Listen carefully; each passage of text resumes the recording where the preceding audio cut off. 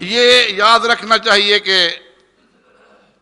خالق کائنات نے خود اپنا تعارف قرآن مجید میں اس انداز میں کرایا ہے، بالکل سیدھے سادھے، میں زیادہ کوئی فلسفی بحثوں میں نہیں الجھنے کی کوشش کروں گا۔ کہ ایک تو یہ کہا کہ دیکھو بسم اللہ الرحمن الرحیم،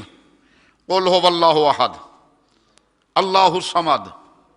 لم یلد ولم یولد ولم یکن لہ کفوا احد، وہ اللہ ایک ہے،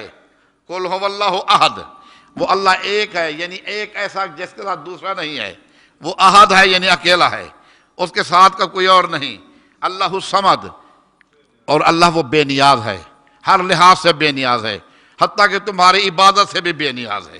اسے تمہاری عبادت کی بھی ضرورت نہیں ہے، تم مانو تو بھی اللہ ہے، نہیں مانو تو بھی اللہ ہے، عبادت کرو تو بھی اللہ ہے، عبادت نہ کرو تو بھی اللہ ہے، اس کے شریک بناتے رہو تو بھی اللہ ہے، اس کی الوہیت میں کسی قسم کا فرق نہیں آتا۔ اللہ الصمد، اللہ معبود ہے،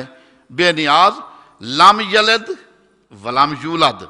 اس کا کوئی سلسلہ نسب نہیں ہے کہ لم یلد ہو، کیوں؟ اس لیے کہ لم یولد، جب وہ کسی سے پیدا ہی نہیں کیا گیا تو وہ اولاد کسی کی کس طرح ہو سکتا ہے؟ نہ اس نے کسی کو جنا، نہ اس سے کوئی جنا گیا، لم یلد ہے اور ولم یولد ہے، لم یکن لہ